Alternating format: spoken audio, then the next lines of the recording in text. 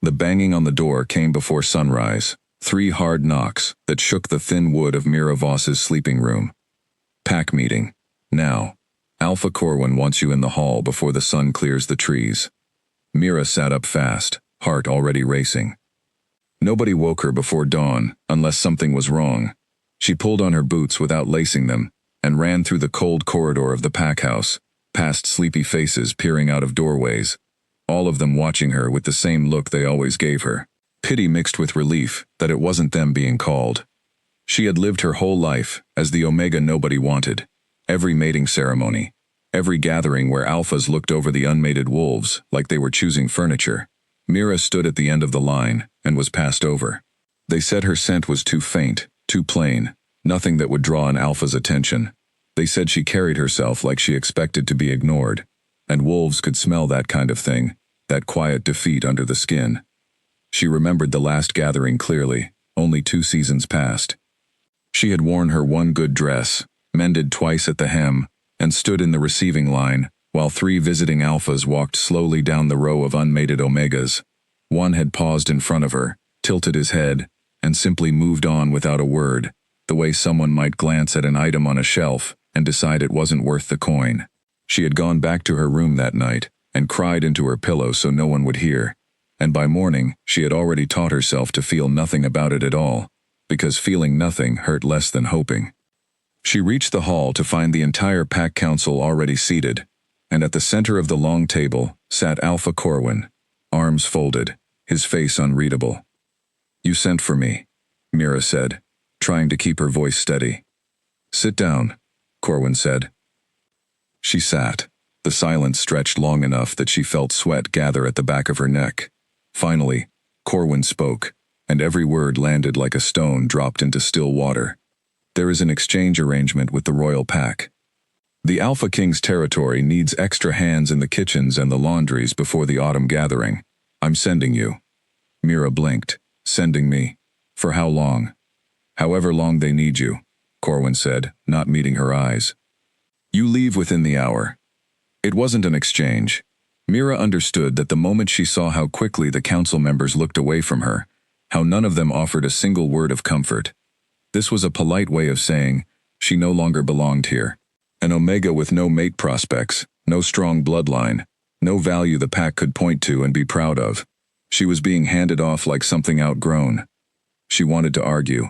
She wanted to ask what she had done wrong, whether there was anything she could have changed about herself to be worth keeping. She thought of her mother, gone 3 winters now, who used to tell her that the right place for her would find her one day, that her quiet nature was not a flaw, but a kind of patience the world hadn't learned to value yet.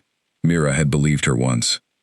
Standing in that hall, watching a room full of people decide her future, without asking her opinion of it, she wondered if her mother had simply been trying to be kind to a daughter she worried for. She had learned a long time ago that arguing with a decision already made only made the humiliation last longer.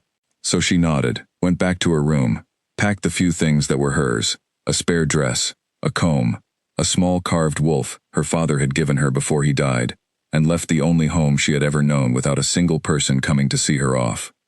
The journey to the royal territory took the better part of a day, riding in the back of a supply cart beside sacks of grain and bolts of cloth, as if she were simply more cargo to be delivered. The driver, an older man named Elias who worked the trade routes between packs, offered her a share of his bread at midday and asked no questions about why a young Omega was traveling alone, with nothing but a single bag. She was grateful for his silence more than she could have said. The forest gave way to open hills, and then, rising out of the hills like something carved from the mountain itself, the royal stronghold came into view. Mira had heard stories about it her whole life, the seat of Alpha King Kalen Draven, ruler of every pack for 100 miles, a man so powerful that lesser alphas bowed their heads, simply passing through his lands. Some stories claimed he had ended a war between 3 rival packs before his 20th year, without losing a single wolf under his protection. Others said his temper was so fearsome that his own council trembled to bring him bad news. She had never expected to see the place with her own eyes, let alone live inside its walls, even as a servant. The cart stopped at a side gate meant for deliveries, not visitors. A sharp-faced woman named Odell met her there, arms crossed. eyes running over Mira from head to toe with an expression that made it clear exactly how unimpressive she found the newest arrival. "You're the transfer," Odell said. It wasn't a question. Mira Voss. "I don't need your last name. You'll answer to Mira and nothing else while you're here." Odell turned and started walking, expecting Mira to follow. "You'll work the lower kitchens and the West Wing laundry. You do not speak unless spoken to. You do not look an alpha in the eye unless given permission. You do not, under any circumstance, wander into places you have not been told to go. Do you understand?" "Yes," Mira said quietly. "The king's private wing is forbidden to every servant below 3rd rank. You are not 3rd rank, you are nothing rank. Stay away from it entirely." Mira nodded again, filing the warning away, though at the time it meant nothing more to her than one more rule in a long list of rules meant to keep her small and unnoticed. She had spent her whole life being told to shrink. One more instruction to disappear was nothing new. The lower kitchens were louder and hotter than anything Mira had known in her old pack house, filled with the clatter of pots and the shouted orders of a head cook who seemed to enjoy finding fault with everyone around her. A younger servant named Poppy, round-faced and quick with a smile despite the chaos, was the one who finally showed Mira where the scrub buckets were kept, murmuring instructions under her breath, so the head cook wouldn't hear her taking time away from her own tasks. "Don't mind Greta," Poppy whispered, nodding toward the head cook. "She shouts at everyone the first week. After that, she mostly forgets you exist, which is its own kind of mercy around here." Mira was put to work almost immediately, scrubbing pans crusted with the remains of a feast she hadn't been allowed to see, let alone taste. Her hands were raw within the hour. Nobody asked if she needed a rest. Nobody asked her name again either, save for Poppy, who found small moments throughout the day to check on her, with a kindness that felt startling after the coldness of the journey. By the time the sun began sinking behind the western towers, Mira had scrubbed more dishes than she could count, hauled water up 2 flights of stairs more times than she wanted to remember, and folded linens until her fingers ached from the fine, stiff fabric that was worth more than anything she had ever owned. She was exhausted in a way that went beyond her body, a tiredness that sat behind her eyes and made the whole world feel slightly unreal. "New girl," Poppy said, catching her wiping sweat from her brow near the wash basins. "You look like you're about to fall over." "I'm fine," Mira said, though her voice cracked slightly on the word. "You're not fine. You're gray in the face. Go get some air before Odell finds another task for you. There's a courtyard past the east corridor. Nobody uses it this time of night." Mira thanked her and slipped away, before anyone could stop her, grateful for even a few minutes where no one was watching her, judging her, deciding whether she deserved to exist in this place. She walked without paying close attention to where her feet carried her, her mind heavy with the events of the day, with the memory of her old pack turning her out without so much as a farewell, with the ache of being unwanted, stretching all the way back to childhood. The corridors of the royal stronghold were a maze she had no map for. Every hallway looked like the last, lined with tall windows and old tapestries depicting battles Mira didn't recognize. Images of wolves running beneath storm clouds, of a lone dark wolf standing at the front of a great pack with its head raised toward a full moon. She meant to find her way back to the servants' quarters, back to the small shared room where she had been told to sleep, but somewhere along the way she took a wrong turn, then another, until she was standing in a part of the building that felt different from the rest, quieter, grander, the kind of quiet that came from very few people being allowed anywhere near it. She should have turned back the moment she noticed the change in the air, the way the corridor widened and the tapestries gave way to smooth stone walls lit by soft lantern light.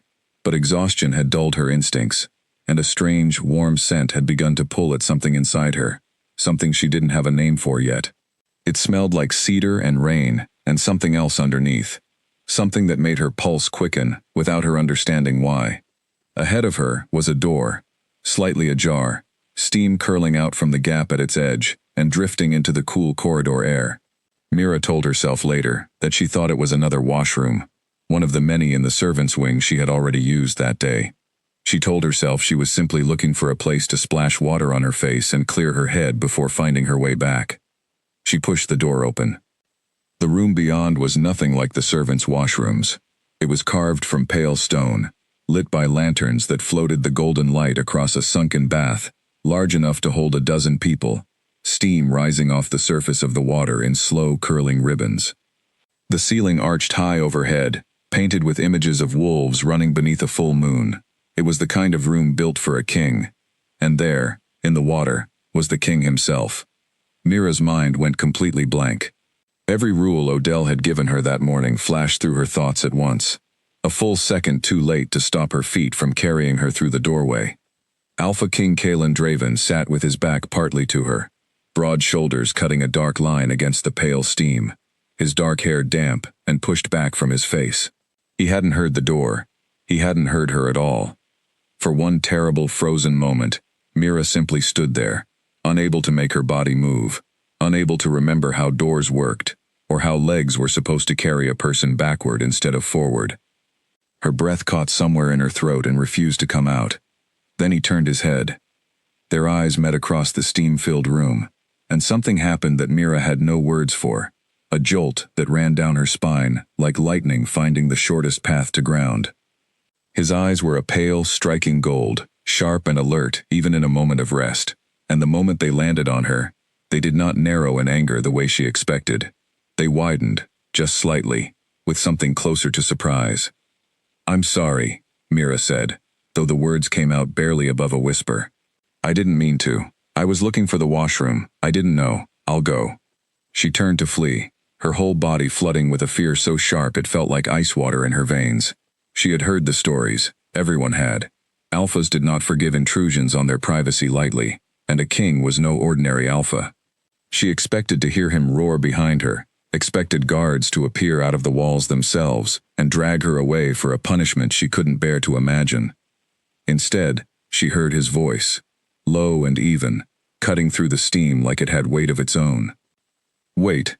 Mira froze with her hand already on the doorframe, every instinct screaming at her to run, and every instinct also, strangely, telling her that this was not a command she could ignore. Slowly, she turned back, keeping her eyes down the way Odell had instructed, staring at the wet stone floor, instead of the man in the water. "Look at me," Kalen said. It wasn't shouted. It wasn't even sharp. But it carried the kind of weight that made her body obey, before her mind agreed to it. She lifted her eyes, heart hammering so hard she was sure he could hear it from across the room. He was studying her the way a person studies something they cannot quite place, his brow drawn in the smallest line of curiosity, rather than anger. The steam drifted between them, blurring the edges of the room, and for a long moment neither of them spoke. "What is your name?" he finally asked. Mira's mouth had gone completely dry. "Mira," she said. "Mira Voss. I'm new here. I only arrived today. I was told to stay away from this wing. I got lost. I'm so sorry. I'll leave right now and I won't tell anyone. I swear it. Please." "Mira," he repeated, cutting through her rambling apology, saying her name slowly, like he was testing the shape of it in his mouth. Something about the way he said it made her stomach turn over, in a way that had nothing to do with fear. He didn't order her punished. He didn't call for the guards. He simply watched her, and Mira had the strange, dizzying sensation that in that single look, the most powerful alpha in the land had seen something in her that no one else, not her old pack, not her family, not a single soul in her entire life, had ever bothered to look for. "You may go," he said at last, his voice quiet.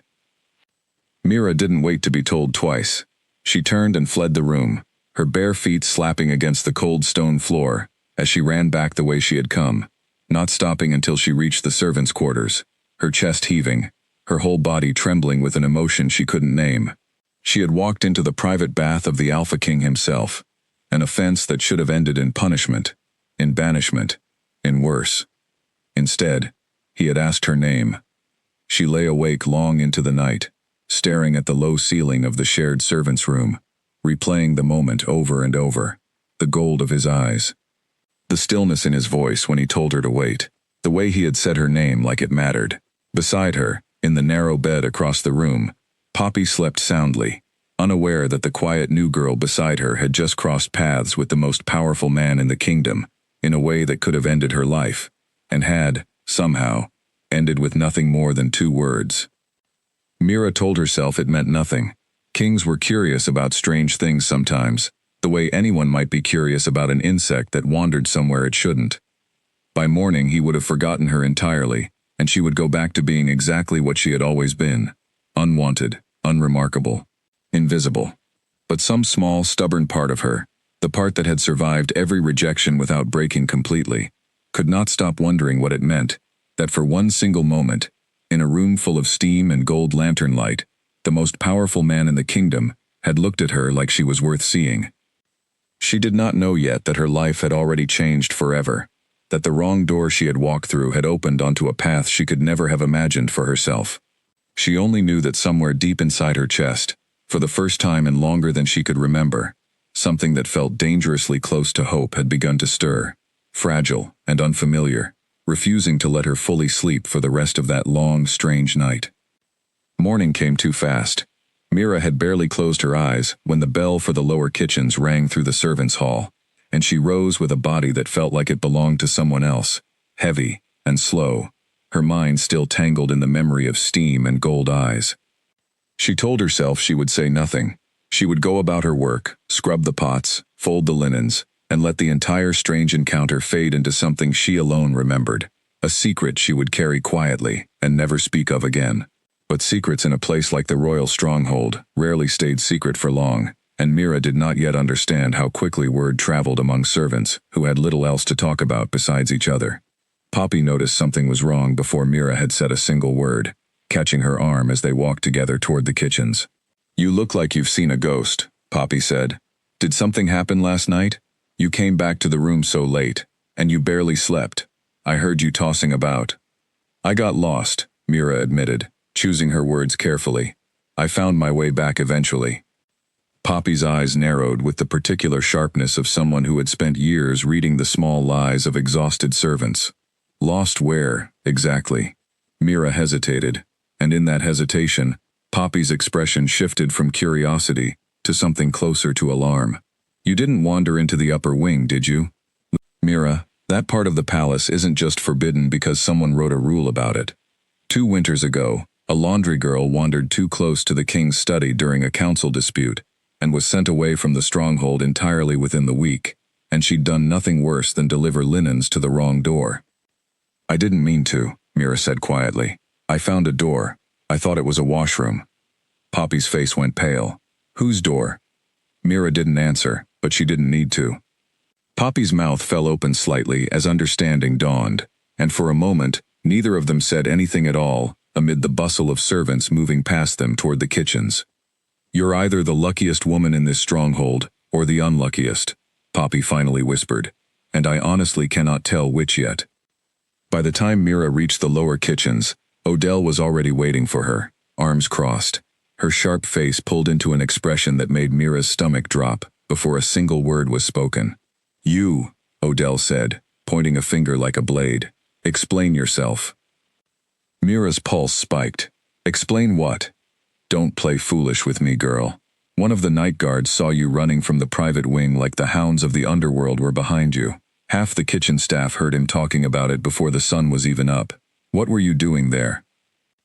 Mira felt heat climb up her neck, part shame, part fear, part something else she couldn't name. "I got lost," she said carefully. "I was told to find fresh air, and I took a wrong turn. I found a washroom, or what I thought was a washroom, and I left the moment I realized my mistake. That's all that happened." Odell studied her for a long, uncomfortable moment, the kind of look that seemed to search for lies buried beneath the surface. Whatever she found, or didn't find, she finally exhaled through her nose and shook her head. "You're fortunate the guard didn't drag you before the council himself.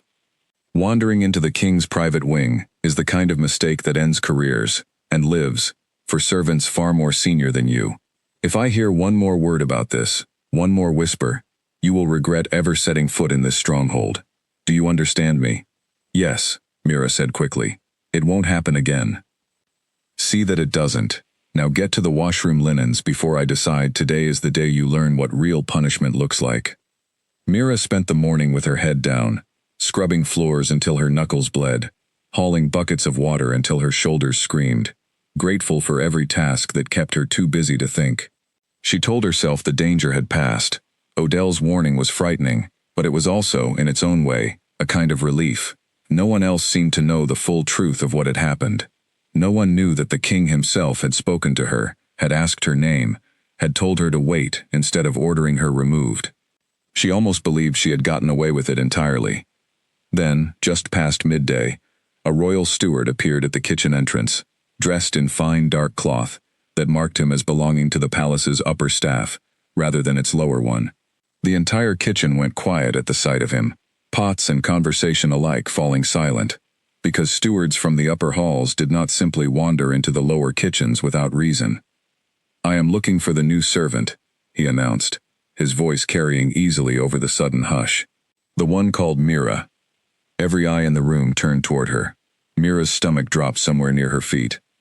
"That's me," she said, her voice smaller than she meant it to be. "You are to come with me, immediately." Odell appeared at her side so fast it was as though she had been waiting for exactly this moment, her face pale beneath its usual sharpness. "What is this regarding?" she demanded of the steward, though there was a new, careful edge to her voice that hadn't been there when she spoke to Mira. "That is not information I am permitted to share," the steward said, unbothered. "The order comes from the king's personal chambers." A ripple of shocked murmurs ran through the kitchen. Poppy, standing near the wash basins, caught Mira's eye across the room, with an expression that mixed fear and fascination, in equal measure. Mira felt every gaze on her like a physical weight, curiosity and suspicion, tangled together in the glances of servants who, until this morning, had not known her name at all. She wiped her raw hands on her apron with fingers that trembled, and followed the steward out of the kitchen without another word, because there was truly nothing else to do. The walk through the palace felt endless this time, not because the corridors were unfamiliar, though they were, but because every step brought her closer to a reckoning she did not know how to prepare for. Was she being summoned for punishment after all? Had someone reconsidered the mercy shown to her the night before? Along the way, they passed a broad-shouldered guard captain, stationed near an intersection of hallways, his sharp eyes tracking Mira's passage with open curiosity rather than suspicion. His name, she would later learn, was Alistair, and he commanded the small personal guard assigned directly to the king's private wing, a position of enough trust that Kaelin rarely made a decision without consulting him first. "New face," Alistair said to the steward as they passed, not unkindly. "The king's summons," the steward answered simply, and Alistair's eyebrows rose slightly before he fell silent, watching Mira with a new, considering look as she continued past him down the corridor. She tried to steady her breathing, tried to remember that whatever happened, she had survived worse than a king's anger. She had survived a lifetime of being unwanted. Surely she could survive this too. The steward led her through halls that grew steadily grander, past guards who eyed her with open curiosity, until finally they reached a set of tall doors carved with the image of a wolf beneath a crescent moon, the same symbol that had been painted on the ceiling of the bath the night before. The steward knocked twice, then opened the door and stepped aside. "Go in," he said. "The king is expecting you." Mira's legs nearly refused to carry her forward, but somehow she made them move, crossing the threshold into a room that took her breath away despite everything else weighing on her mind. It was a private study, lined with tall shelves of old books, a fire crackling in a wide stone hearth, and behind a heavy wooden desk sat Kaelin Draven, dressed now in dark, simple clothes that did nothing to diminish the sheer presence that seemed to fill the entire room around him. He looked up as she entered, and for a moment, neither of them spoke. Mira remembered, belatedly, to lower her eyes the way she had been taught, but she felt his gaze on her the whole time, steady and unreadable. "Close the door," he said. She did, her hands shaking slightly, as she turned the heavy handle. When she faced him again, he had risen from behind the desk and was studying her with the same quiet curiosity she remembered from the night before, as though she were a puzzle he had not yet decided how to solve. "You may look at me," he said. "I find it difficult to speak with someone whose eyes are fixed on the floor." Mira lifted her gaze, her heart pounding so loudly she was certain he could hear it. Up close, in the clear light of day, he was even more overwhelming than he had been through the steam, his features sharp and strong, his gold eyes carrying a weight of authority that seemed woven into him rather than simply worn like a crown. "I owe you an apology," Mira said before she could stop herself, the words tumbling out in a rush. "Last night, I should never have entered that room. I understand the rules now. I was told very clearly, and I promise you, It will never happen again. If there is any punishment you feel is deserved, I will accept it without complaint. I only ask that you not blame the woman who told me to find fresh air. It was my own mistake, no one else's." Something flickered across his face, an expression Mira couldn't quite name, somewhere between amusement and something softer. "You think I summoned you here to punish you," he said. "I don't know why else I would be summoned to your private study. Sit," he said, gesturing to a chair near the fire. Mira hesitated, unsure whether servants were permitted to sit in the presence of a king, but the way he said it left little room for refusal. She lowered herself carefully into the chair, perched on its edge, ready to rise the moment he asked. Kalan did not sit behind his desk again. Instead, he remained standing near the fire, arms loosely crossed, watching her in a way that made her feel simultaneously exposed and, strangely, seen. "Tell me about your pack," he said. The question caught her completely off guard. "My pack? The one you came from, before you arrived here." Mira swallowed, unsure why he would care about something so unimportant. "There isn't much to tell. I was born into the Voss pack, in the Eastern Hills. My mother passed 3 winters ago, my father before that, when I was still a child.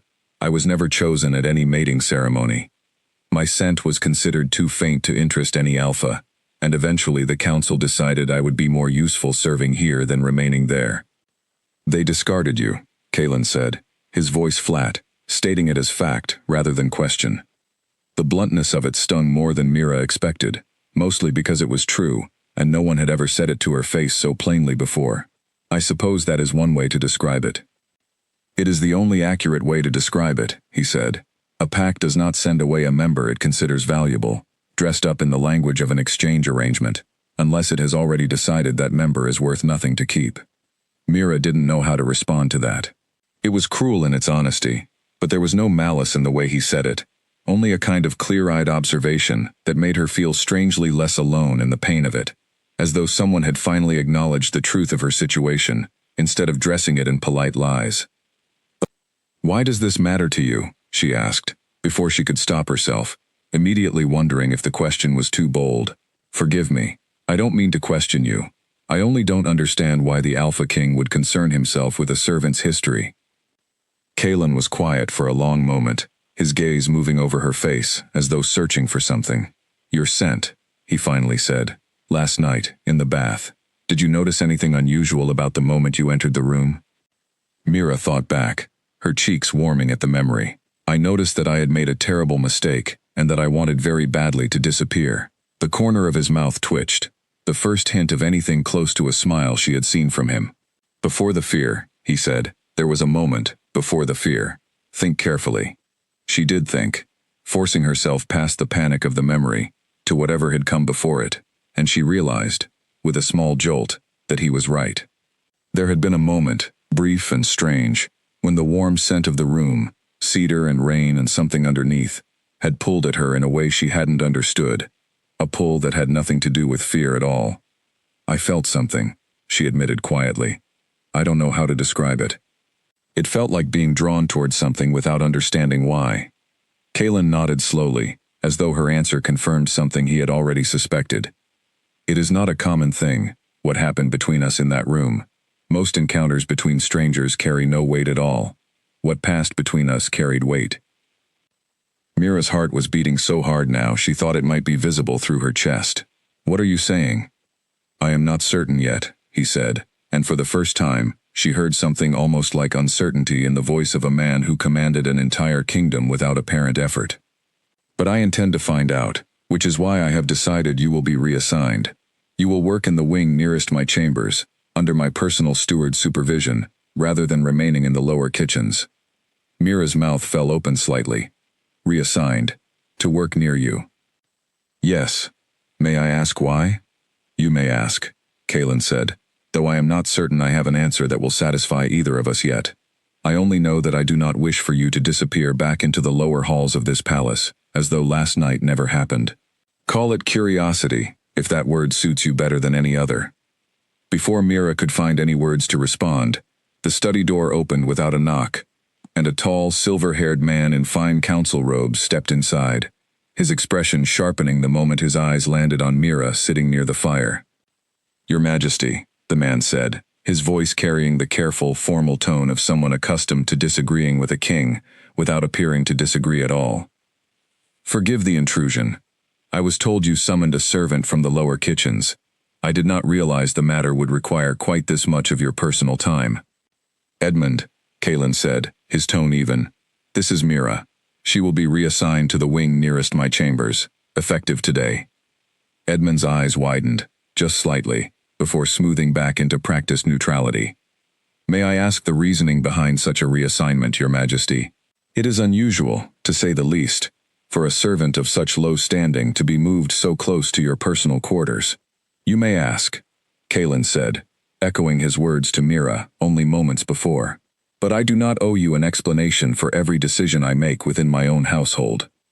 The tension in the room thickened instantly. Edmund's jaw tightened, and though he said nothing further, the look he gave Mira before he left was sharp enough to cut, a mixture of suspicion and something that felt uncomfortably close to warning. Mira understood, without needing to be told, that whatever was happening between herself and the king, it would not go unnoticed, and it would not be welcomed by everyone in this palace. Word of the reassignment spread through the stronghold faster than Mira could have imagined possible. By the time she returned to the servants' quarters to gather her few belongings, the whispers had already started, servants pausing their work to watch her pass, their expressions ranging from curiosity to open suspicion. She caught fragments of conversation as she walked, voices not bothering to lower themselves entirely. "Summoned to his private study, if you can believe it. Says she wandered into his bath, of all things. The king himself asked for her reassignment, they say. What could a nothing omega like that possibly have that would interest him?" That last comment stung the most, mostly because Mira had asked herself the exact same question a dozen times already, and had no answer that made sense. She kept her head down and her steps quick, grateful when she finally reached the small room she had been given in the new wing. Plain but private, a marked improvement over the shared servants' quarters she had left behind, though it meant leaving Poppy's friendly presence behind as well. Poppy had squeezed her hand tightly before she left, whispering only, "Be careful, whatever this is, be careful," before turning back to her work with worry still creasing her round face. Mira had barely set down her bag when there was a knock at her door, sharp and confident in a way that told her immediately it did not belong to another servant. When she opened it, she found herself facing a woman she did not recognize, elegant and beautiful, in a way that seemed almost deliberately intimidating. Her dark hair pinned in an intricate style, her clothes far too fine for anyone who worked among the servants. "So you're her," the woman said, her voice smooth and cool. "The little kitchen girl everyone is suddenly so interested in." "I'm sorry," Mira said carefully. "I don't believe we've met." "Lady Sarah," the woman said, as though the name alone should have explained everything. When Mira's expression remained politely blank, Sarah's mouth curved into something that wasn't quite a smile. "I am the daughter of the Ashgrove pack, and I have spent the better part of 2 years positioning myself to be considered as the king's chosen mate. I only came to see, with my own eyes, what sort of creature could possibly cause such a stir, after a single accidental encounter." Mira felt her face heat, though she wasn't certain if it was embarrassment or the first faint stirrings of anger. "There is no stir intended, my lady. I made a mistake wandering into a part of the palace I shouldn't have. The king has been generous enough not to punish me for it." "That is the whole of what happened, is it?" Sarah said, her eyes narrowing slightly as they swept over Mira from head to toe, taking in every detail of her plain clothes, her tired face, her lack of any particular grace or polish. How curious, then, that generosity extended so far as a private reassignment to the wing nearest his own chambers. Kings do not typically trouble themselves so deeply over servants they intend to simply forgive and forget. "Tell me, has he mentioned anything unusual about your presence? Any talk of feelings he cannot quite explain?" The question was pointed enough that Mira understood, immediately, that Sarah already suspected far more than she was letting on, and Mira chose her next words with extreme care. "He has said nothing to me that I would consider my place to repeat, my lady." Sarah's eyes flashed with something sharp and dangerous, quickly smoothed back into cool composure. "How diplomatic of you. Very well. You should understand something, little Omega, before this goes any further than it already has. Whatever passing curiosity the king feels toward you will fade, as these things always do. And when it fades, you will still be exactly what you were the day you arrived here. Unwanted, unremarkable, easily replaced.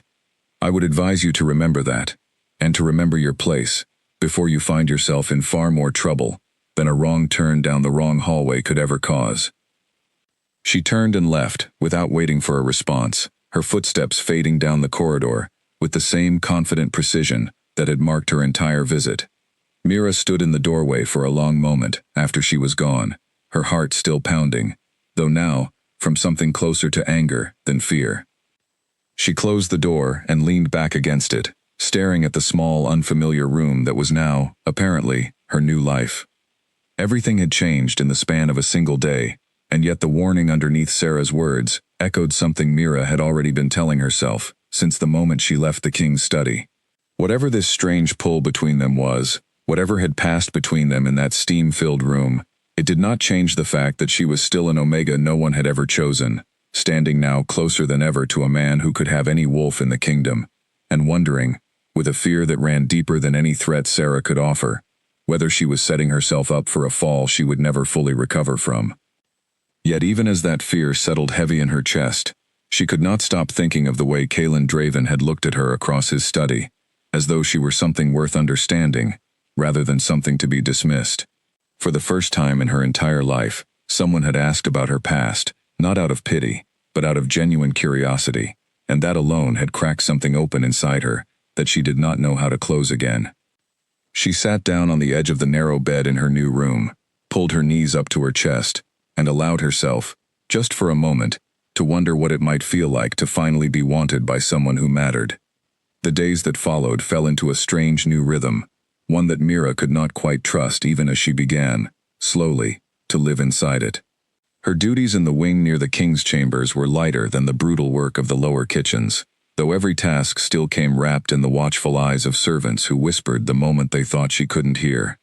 She learned to move through the halls with her shoulders set and her chin level, not because she felt confident, but because she had decided, somewhere in the sleepless hours of her first night in the new wing, that she would not give anyone the satisfaction of watching her shrink.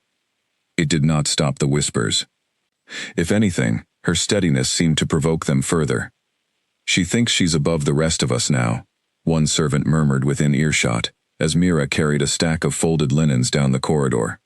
"Wait until the king tires of whatever this is," another answered. "Then we'll see how high she holds her chin." Mira kept walking. She had spent a lifetime absorbing comments like these, and while they still stung, she had built enough of a shell around herself to keep the sting from reaching anything vital. What unsettled her far more than the whispers was the way her days had begun, unexpectedly, to orbit around a man she barely knew and could not stop thinking about. Kalen did not summon her again in the days immediately following her reassignment, and Mira told herself this was for the best. Whatever strange pull had drawn them together in that steam-filled room was, as Sarah had warned her, likely nothing more than a passing curiosity, the kind of thing a king might feel for an unfamiliar face before his attention moved on to matters of greater importance. She busied herself with her new duties, learning the rhythms of the upper wing, memorizing which halls to avoid and which stewards to trust, and did her best not to glance too often toward the tall doors that led to his private study. She found an unexpected ally in Alistair, the guard captain who had watched her pass through the corridor on her first summons. He had a habit of appearing near her duties at odd hours, never intrusive, always brief, offering small observations about the palace that Mira came to understand were his own quiet way of looking out for her. "You'll want to avoid the east stair after midday," he told her once, apropos of nothing, as she passed him in a corridor. "Lady Sarah's attendants gather there to gossip, and they've taken a particular interest in you this week." "Thank you," Mira said, surprised by the small kindness. "The king speaks well of you," Alistair added, before she could ask him to explain further. "That's rare enough that I thought you should know it, whatever else you're hearing in these halls."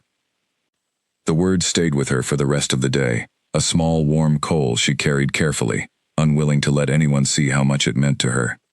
It was on the 5th evening that she finally saw Kalen again, and it happened by accident, the way most important things in her life seemed to happen. She had been sent to deliver a tray of tea to one of the council rooms, a simple errand that should have taken only a few minutes. But the corridor outside the council chamber was crowded with advisors and stewards moving in and out of a meeting that had clearly grown tense. Mira pressed herself against the wall to let a cluster of robed men pass, and through the half-open door of the council room, she caught sight of Kalen, seated at the head of a long table, his expression carved from stone, as the men around him argued over a map spread across the wood. "The border skirmishes will only worsen if we do not respond with force," one advisor was saying, his voice sharp with frustration. "The Holloway Pact tests our patience every season, Your Majesty. A show of strength is the only language they respect." "A show of strength," Kalen repeated, his voice quiet, but carrying an edge that silenced the room instantly. "That risks the lives of every wolf under my protection, over a border dispute that could be resolved through negotiation. I did not build this territory by throwing lives away carelessly, Aldrich, and I will not begin now." Mira lingered a moment longer than she should have, watching him command the room without raising his voice, without needing to. There was something magnetic about the sheer control he held over himself even in the face of clear frustration, a discipline she suspected came at a cost few people ever saw. She thought, briefly, of the moment his wolf-gold eyes had first found hers in the steam of his private bath, wondering what it might take to make that discipline crack. She did not have to wait long to find out. His gaze lifted from the map and found her standing in the corridor before she could retreat. For a long moment, across the crowded room, their eyes held, and Mira felt the same strange pull she had felt that first night, warm and disorienting, as though the space between them had shrunk to nothing despite the distance still separating them. "Leave us," Kalen said suddenly, not breaking eye contact with Mira. The advisors exchanged uncertain glances but obeyed, filing out of the room past her with expressions ranging from curious to openly suspicious.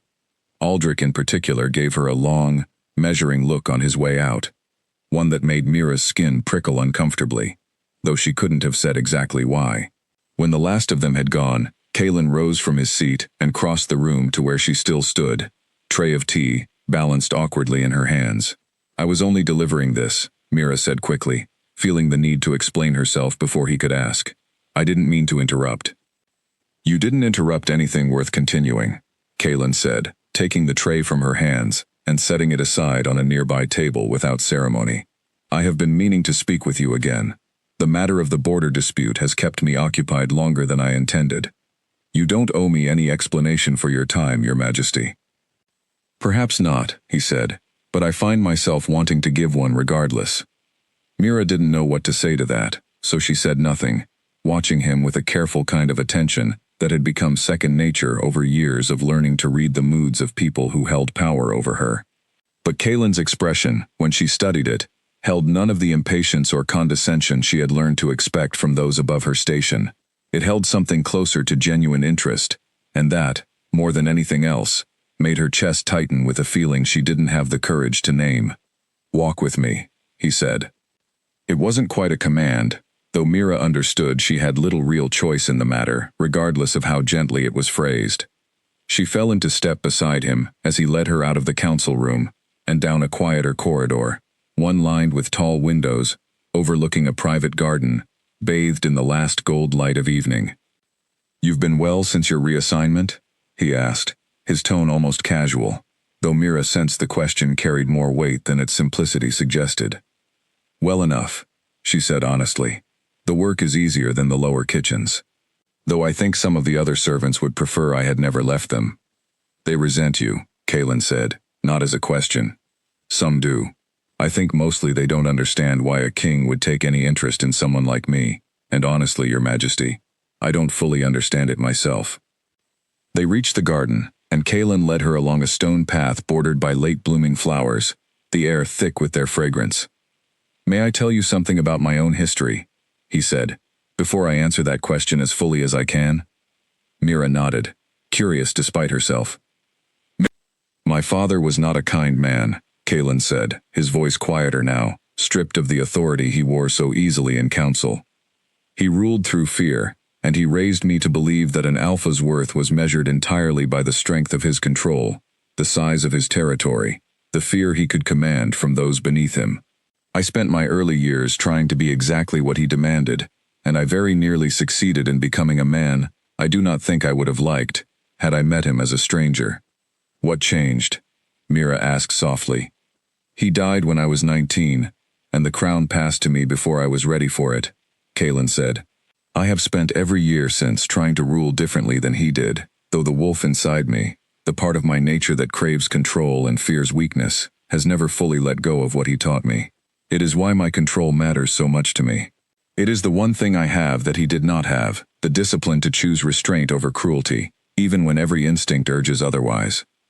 Mira stopped walking, turning to face him fully in the soft evening light spilling through the tall windows behind them. That's not weakness, she said. Choosing restraint. That sounds like the opposite of everything you're describing your father as. Something shifted in Kaelin's expression, a vulnerability she hadn't expected to see from a man who ruled an entire territory. Perhaps, he said, though I confess I have rarely spoken of this so plainly to anyone, and I am not entirely certain why I find it so easy to say to you. May I tell you something? And trust that you will not repeat it beyond this corridor, he continued, after a pause. Mira nodded, unable to find her voice for a moment, beneath the intensity of his gaze. Among wolves, he began, choosing his words with obvious care. There exists a bond that is rare enough that most alphas live their entire lives without ever encountering it. A pull between two people that cannot be explained by scent alone, or by circumstance, or by anything either party has done to earn it. Some call it a fated bond, others dismiss it as superstition, an old story meant to comfort wolves who have not found love through ordinary means. And you believe in it, Mira said quietly. I did not, until 5 nights ago, Kaelin admitted.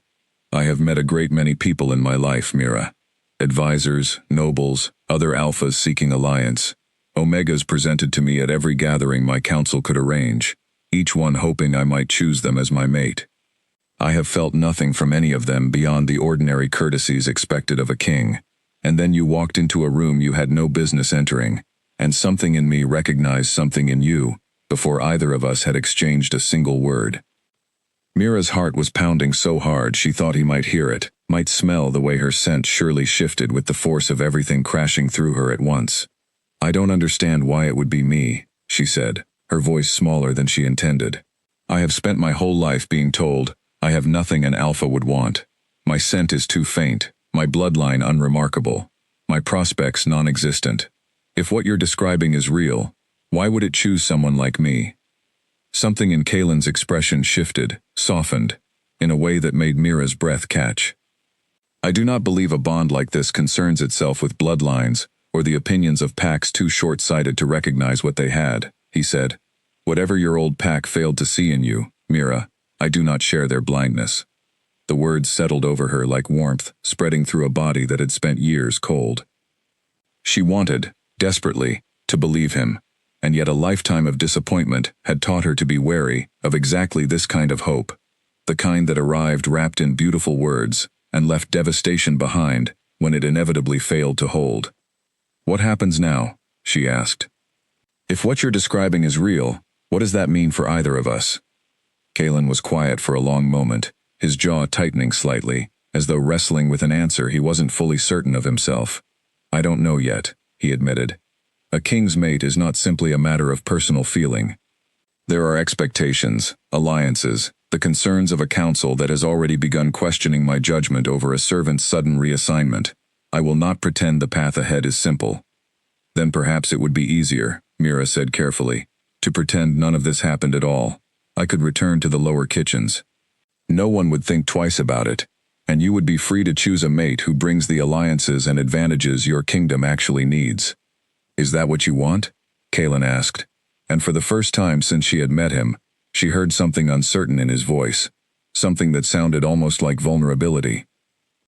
Mira looked up at him, at the gold eyes that had haunted her every waking thought since the night she stumbled into his private bath, and found that she could not, no matter how hard she tried, force the lie past her lips. No, she admitted quietly, it isn't what I want at all. The admission hung between them in the fading evening light, fragile and dangerous in equal measure.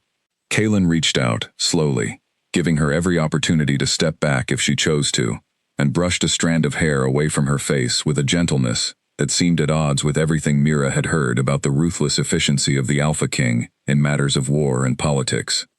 "Then we will find a way," he said softly. Whatever it costs. Neither of them noticed the figure watching from the far end of the corridor, tucked into the shadow of a support column, her elegant features twisted into something cold and calculating, as she observed the king of the entire territory standing close enough to a servant girl to touch her face with unmistakable tenderness.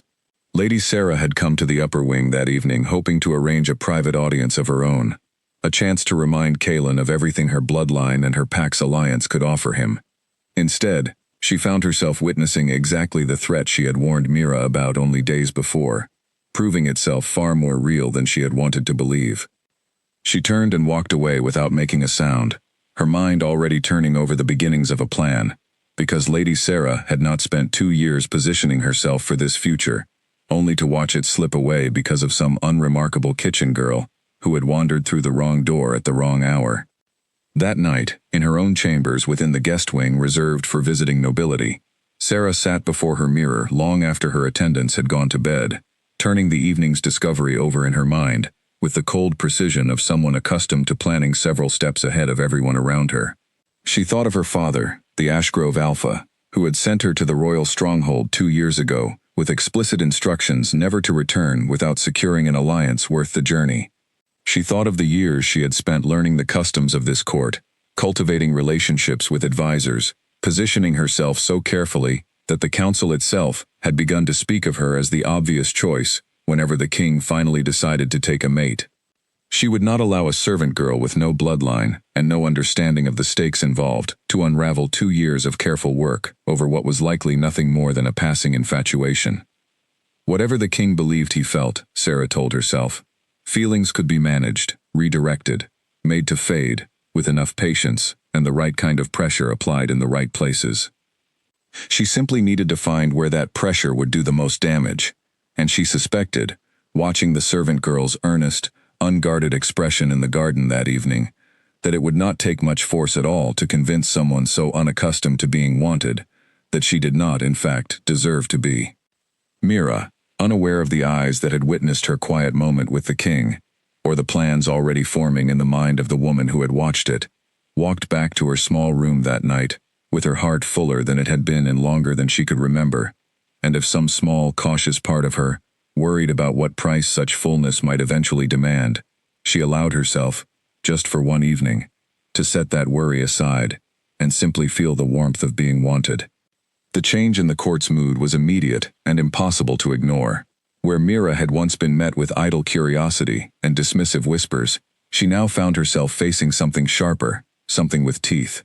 Word of the moment in the corridor had spread, exaggerated with each retelling, until by the following morning, half the palace seemed to believe Mira had somehow bewitched the king with omega tricks no one could quite name, but everyone seemed certain existed. She discovered the first act of open hostility when she went to collect her morning uniform from the laundry stores and found it soaked through with dye, ruined beyond any hope of wearing. The laundry mistress, a stout woman who had never shown Mira anything but brisk efficiency, simply shrugged when Mira asked what had happened. "Accidents happen," the woman said, not quite meeting her eyes. "You'll have to make do until a new one can be issued." Mira understood, without needing further explanation, that this had been no accident at all. Small cruelties followed in the days after, each one deniable on its own, each one impossible to prove came from any single source. A tray of dishes she had been carefully carrying slipped from a table just as she reached to lift it, shattering across the stone floor, while a cluster of servants watched with expressions carefully arranged into innocence. Her name was left off a work schedule entirely, leaving her standing confused in an empty hallway, while Odell, when finally located, acted as though the oversight had simply been a clerical error.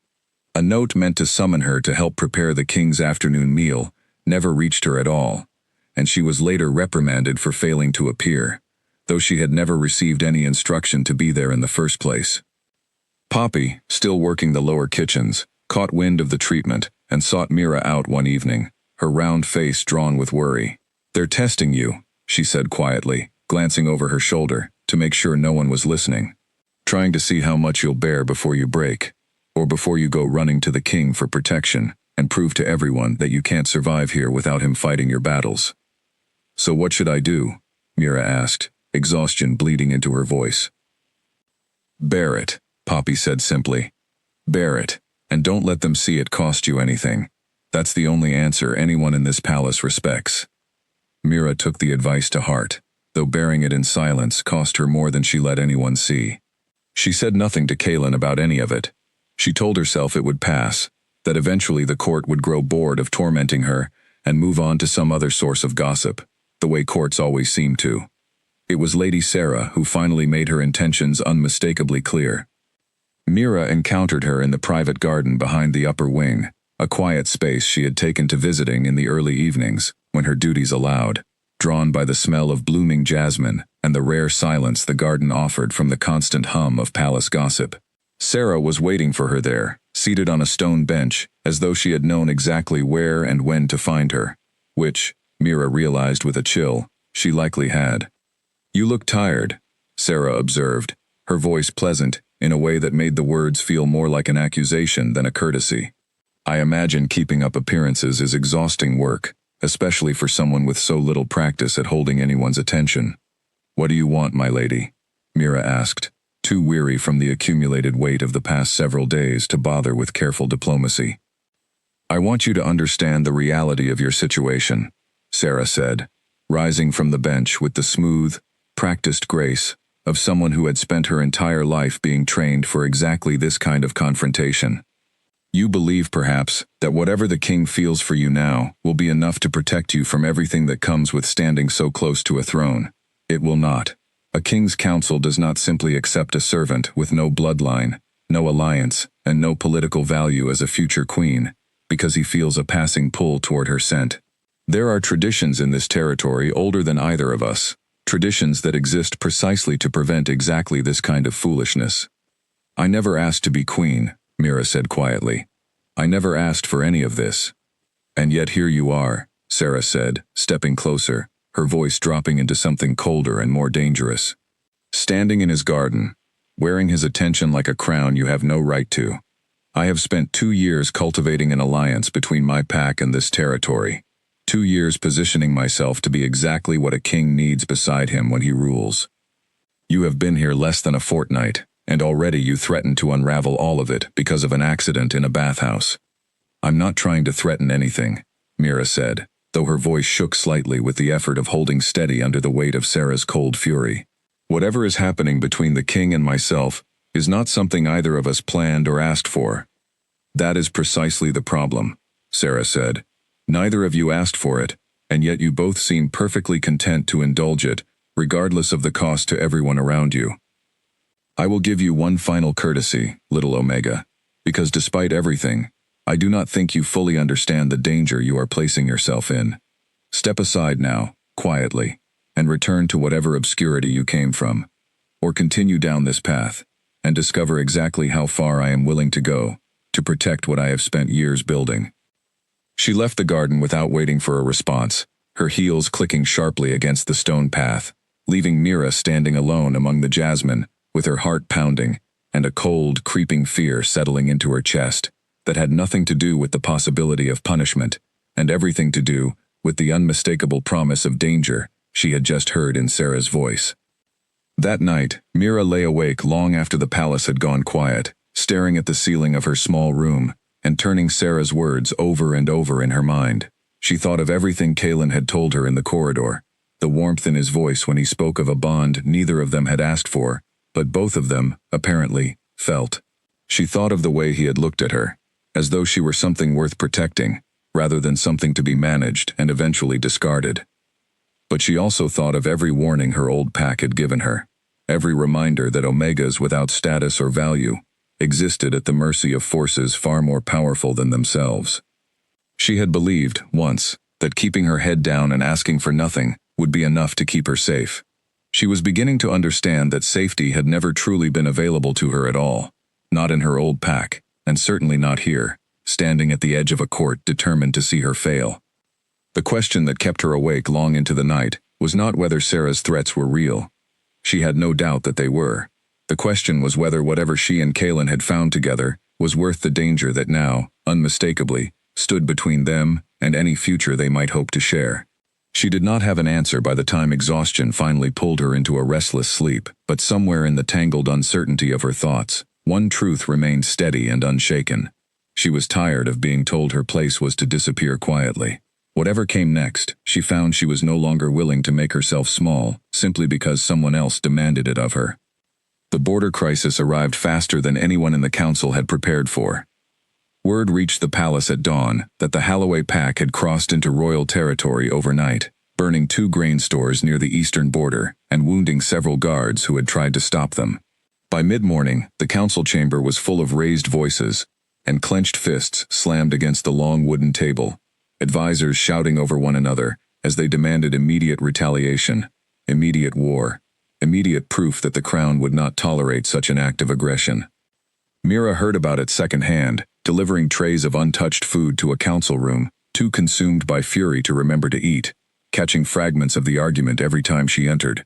She had never seen the palace in such a state, servants rushing through corridors with pale, frightened faces, guards doubling at every entrance, the entire building humming with a tension that felt like a held breath waiting to break.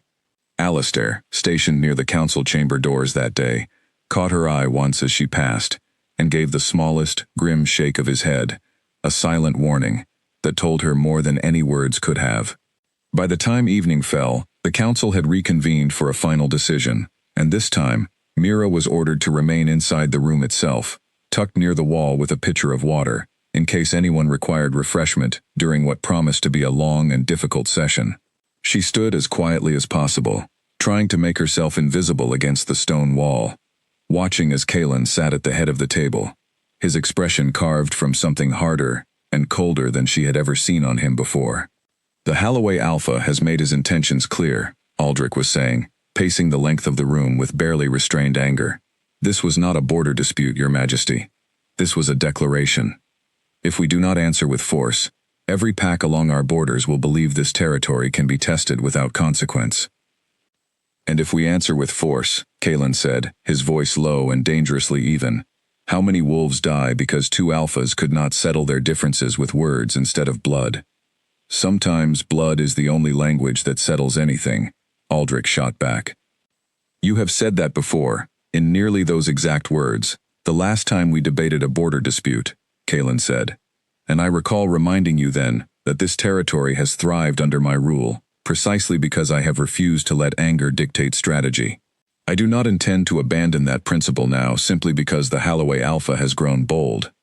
With respect, Your Majesty, principle does not rebuild burned grain stores, nor does it heal the guards who were wounded, defending our border, while we debate the merits of restraint." Mira watched something shift behind Kalen's eyes, a darkness rising that she recognized, with a sudden chill, from every story she had ever heard about the terrifying power an Alpha King carried beneath his careful control. His jaw tightened, his hands, resting on the table, curled slowly into fists. The air in the room seemed to grow heavier, thicker, charged with something that made every wolf present instinctively lower their eyes and take a half step back. "Your Majesty," one of the older council members said carefully, "perhaps we should adjourn until morning, when tempers." Kalen rose from his seat, so suddenly, the chair scraped hard against the stone floor, and for one terrible moment, Mira saw something in his eyes that was no longer entirely human, gold, bleeding brighter, sharper, as though the wolf beneath the man had begun to claw its way to the surface. The room fell utterly silent. No one moved. No one dared. Mira did not understand, in that frozen moment, why her feet carried her forward instead of back. Every instinct screamed at her to stay against the wall, to remain invisible, the way she had been trained her entire life to be. But something deeper than instinct, something that had taken root in her the very first night she stood in the steam of his private bath, pulled her forward instead, past the frozen council members, until she stood close enough to reach him. "Kalen," she said, quietly, using his name without any title, for the first time in front of witnesses who would surely report it before the hour was out. He turned, gold eyes finding her, and for one heart-stopping second, Mira feared she had made a terrible mistake, that whatever held him teetering on the edge of losing control might see her as nothing more than another obstacle in his path. But then something in his gaze cleared, focused, the wild brightness in his eyes softening as he looked at her the way he had looked at her in the corridor days before, warm and searching, instead of consumed by fury. "Breathe," Mira said softly, not caring anymore who was watching, who might whisper about this moment in the servants' halls before morning. "Whatever they need from you, they need you steady to give it, not like this." Kalen's chest rose and fell, once, twice, the tension in his shoulders easing by degrees as he held her gaze. The charged, dangerous weight in the room began to lift, slowly, as though his control had found something solid to anchor itself to. When he finally spoke again, his voice had returned to its usual measured calm, though his eyes never left hers. "Adjourn the council until morning," he said. "I will not make a decision of this weight, while the room is filled with nothing but anger." The council members filed out in stunned silence, casting glances between Mira and their king that ranged from disbelief to something that looked almost like fear, though whether that fear was directed at what they had just witnessed of his temper, or at the strange, undeniable power the quiet servant girl seemed to hold over him, Mira couldn't say. Aldrich lingered longest, his expression unreadable, before he too finally left, closing the heavy door behind him. Alone in the council chamber, Kalen exhaled slowly, running a hand through his dark hair, the last traces of gold fading from his eyes back into their usual color. "I'm sorry you had to witness that," he said quietly. "Don't apologize," Mira said. "I'm glad I was here." "You shouldn't have been," he said, though there was no anger in it, only a kind of weary honesty. "What almost happened in this room, Mira, that is not something I am proud of. There is a part of me, the wolf, beneath everything else I present to my council and my kingdom, that fights constantly against the control I have spent years building around it. Most days, I win that fight without anyone ever seeing the struggle underneath. Tonight, I nearly didn't." "But you did," Mira said. "You stopped." "Because of you," Kalen said, meeting her eyes with an intensity that made her breath catch. "I have never, in all my years ruling this territory, had anyone reach me the way you reached me tonight. Not my most trusted advisors, not anyone I have ever called friend or ally. You spoke 2 words, and the wolf that has fought against my control since I was a boy simply, quietly, stood down." Mira didn't know what to say to that, the weight of it settling over her like something too large to hold. "Maybe that's part of whatever this bond is," she said finally. "Maybe it isn't just about what we feel for each other. Maybe it's about what we can be for each other, when it matters most." Kalen reached out and took her hand, his fingers warm and steady around hers, and for a long moment neither of them spoke, standing together in the quiet aftermath of a storm that had nearly broken loose and hadn't, because she had been there to stop it. "Word of this will spread by morning," he said eventually. "My council saw what happened here tonight. They will have questions I am not certain either of us is fully prepared to answer." "I'm not afraid of their questions," Mira said, surprising herself with how true the words felt as she spoke them. "I am glad one of us isn't," Kalen said, the ghost of a smile touching his mouth for the first time since the council session had begun, "because I suspect, after tonight, there will be no pretending anymore that whatever exists between us is simple, or small, or easily dismissed." Outside the council chamber doors, word was already beginning to travel, servant to servant, advisor to advisor, the story of the moment growing and shifting, with each retelling, the way stories always did within palace walls. By morning, the entire court would know that the Alpha King's control, the very foundation of the fearsome reputation that kept rival packs in line, had nearly shattered in front of his own council, and that only the quiet Omega nobody wanted had been able to hold him steady. For some in the palace, the story would become proof of something rare and precious, a bond too powerful to deny. For others, particularly for a woman with dark, elegant hair and 2 years of careful ambition now threatened by a servant girl's unexpected power, it would become something far more dangerous. A reason to act, quickly, before whatever was growing between the king and Mira Voss became something no amount of scheming could unravel. The morning after the council session brought exactly the reckoning Kalen had predicted, though it did not arrive in the form Mira expected. She was summoned again to his study, not with the warmth of their previous meetings but with a formality that immediately set her nerves on edge. When she entered, she found him standing at the window, his back to her, shoulders set in a rigid line that told her something had changed overnight. "You wanted to see me," she said carefully. "Edmund came to me at dawn," Kalen said, still facing the window.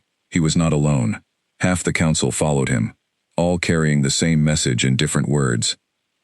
"They believe what happened last night, my loss of control in front of them, and the manner in which you were able to stop it, proves that whatever exists between us presents a danger to the stability of this territory, rather than a strength." Mira felt something cold settle in her stomach. "A danger how?" "They fear I have become vulnerable," Kalen said, finally turning to face her, and Mira saw exhaustion carved into features that had looked so commanding only hours before. A king whose control depends on the presence of one person is a king whose enemies now have a target far easier to strike than the throne itself. If word spreads beyond this palace, and it will, rival packs will understand that removing you, or threatening you, could be enough to break me in a moment that matters far more than a council session. "So what are you saying?" Mira asked, though some part of her had already guessed the answer, bracing herself against it before he could speak the words aloud. "I am saying that continuing to keep you close, publicly, the way I have these past days, puts you in a position of danger I am not willing to accept," Kalen said. "I have ordered that you be reassigned back to general staff duties, away from my private wing, effective immediately." The words landed like a physical blow. Mira stood very still, absorbing them, feeling the warmth that had bloomed so carefully in her chest over the past week curl inward and go cold. "You're sending me away," she said quietly. "I am protecting you," Kalen said, though there was no conviction in his voice, only a kind of hollow duty. "Whatever this bond is between us, Mira, I will not let it become the reason you are hurt, or worse. My enemies do not fight fairly, and I have already seen enough of what happens to those I care about, who stand too close to a throne, surrounded by ambitious people."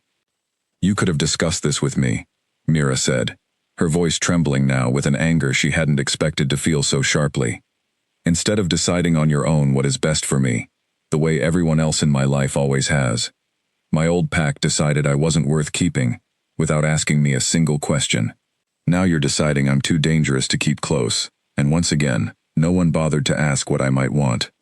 Something flickered across Kalen's face, guilt perhaps, or the beginning of doubt, but he did not change his position. "This is not the same," he said. "I am not discarding you.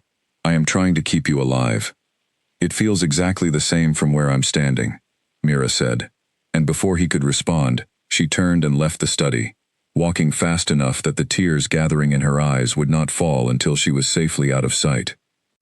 She spent the following days in a fog of quiet grief, moving through her reassigned duties in the general staff, with the same numb endurance that had carried her through every disappointment before this one. Poppy tried, gently, to draw her out of it during their shared evenings in the lower servants' quarters, but even Poppy's steady kindness could not fully reach the ache Mira carried, the sense that she had allowed herself to hope, fully and completely, only to have that hope withdrawn by the very person who had planted it in the first place. She told herself she should have expected it. Kings did not keep unremarkable servant girls close, simply because of a feeling neither of them fully understood. Whatever bond existed between them, it had not been strong enough to outweigh the demands of his crown, and Mira found herself, once again, exactly where she had always been. Unwanted, when it mattered most. She threw herself into work, scrubbing floors and hauling water, with a ferocity that left her hands raw, and her body exhausted enough to sleep without dreaming, because dreaming, she had learned quickly, meant remembering gold eyes, and a voice that had once made her feel like she mattered. It was nearly a week later, while carrying a basket of mended linens through a quiet servants' corridor near the palace's outer gate, that Mira first noticed she was being followed. She caught the movement at the edge of her vision, a figure keeping pace with her from a careful distance, ducking behind a support column whenever she turned to look. Her pulse quickened, old instincts sharpening despite the numbness that had settled over her since her reassignment. She quickened her steps, telling herself it was likely nothing, a servant with an errand of their own, coincidence rather than pursuit. But when she reached the servant's stairwell and glanced back one final time, she saw him clearly enough to recognize the fine, dark clothing that marked someone far above her station. A stranger, broad-shouldered and unfamiliar, watching her with an intensity that had nothing to do with curiosity and everything to do with purpose. Mira dropped the basket of linens and ran, her heart hammering against her ribs, not stopping until she reached the crowded safety of the main kitchens, where the noise and bustle of the dinner hour finally made her feel, for the first time since she had noticed him, that she might be safe. She did not report the incident to anyone. Who would she tell, she reasoned, when the one person whose protection might have mattered had made it clear, only days before, that keeping her close was too dangerous a risk to take. She told herself it had likely been nothing, a stranger lost in an unfamiliar wing of the palace, though the memory of his watchful, purposeful stare followed her into her restless sleep that night, a small, cold seed of dread she could not quite shake loose.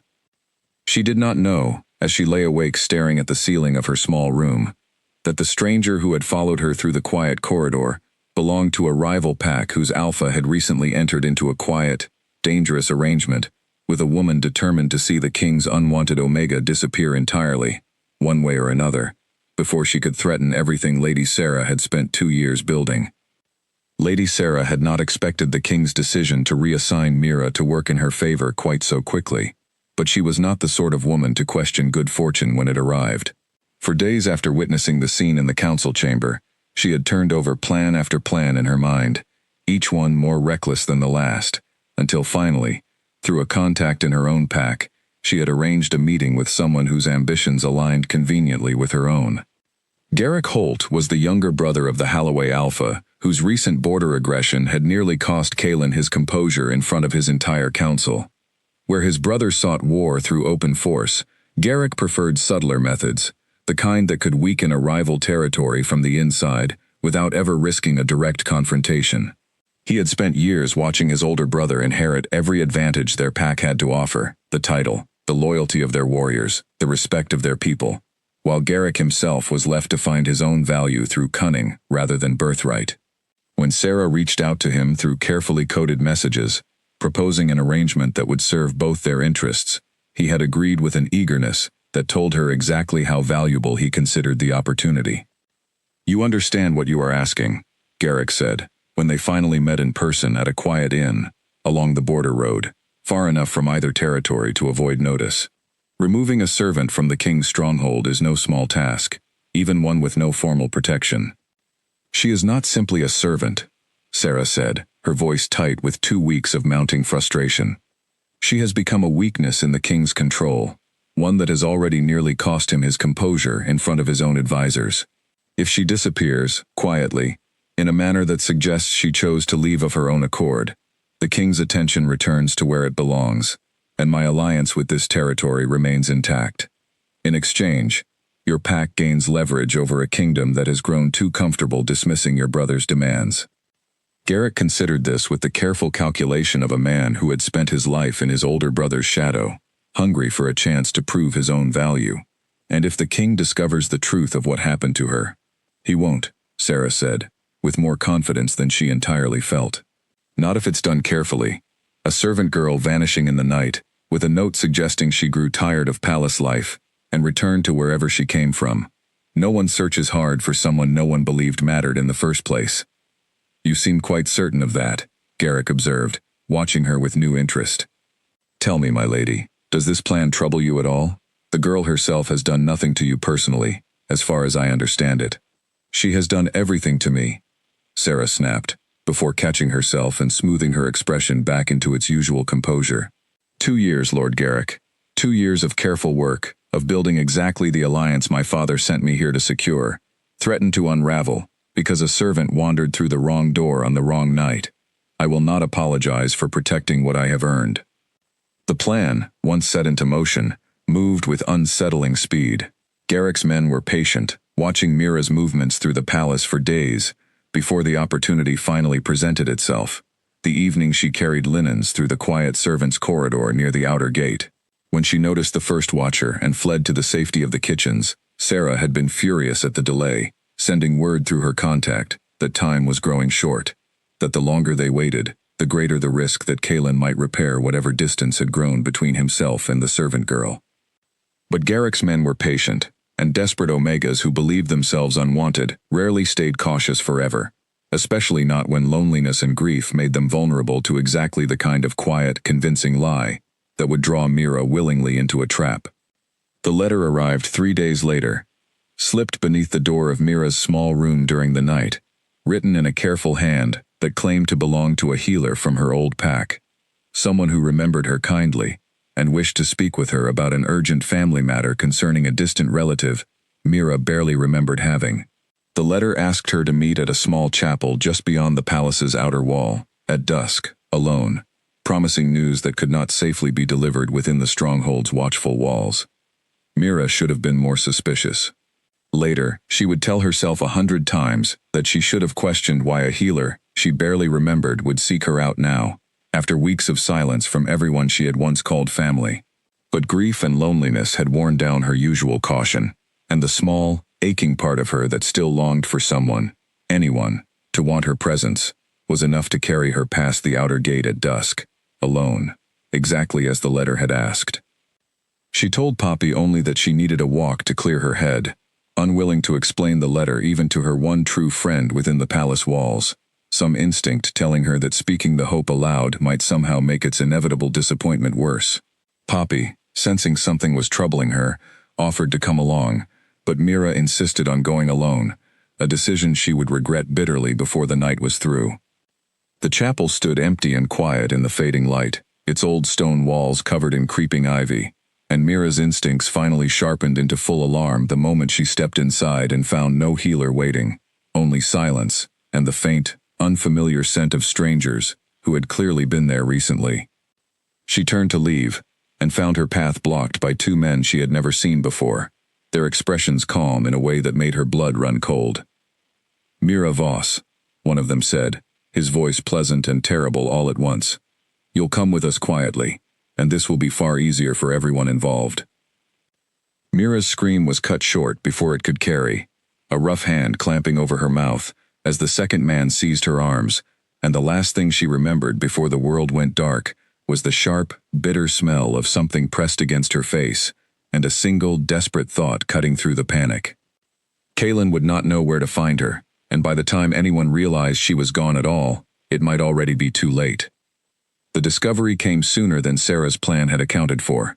Poppy, worried when Mira failed to return by the time the servants' quarters settled for the night, went looking for her, eventually finding the small room empty, the strange letter still lying open on the narrow bed.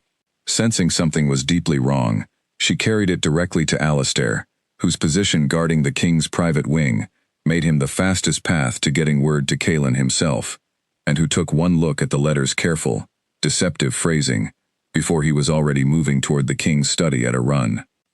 Kaylin read the letter twice, his expression darkening with each word, before his eyes lifted to Alistair standing before him, gold bleeding bright and sharp into his gaze, in a way that made even his most trusted guard take an instinctive step back. "Assemble the tracking party," Kaylin said, his voice low and lethal, in a way none of his advisors, gathered hastily in response to the commotion, had ever heard from him before. "Every available guard. We ride within the hour."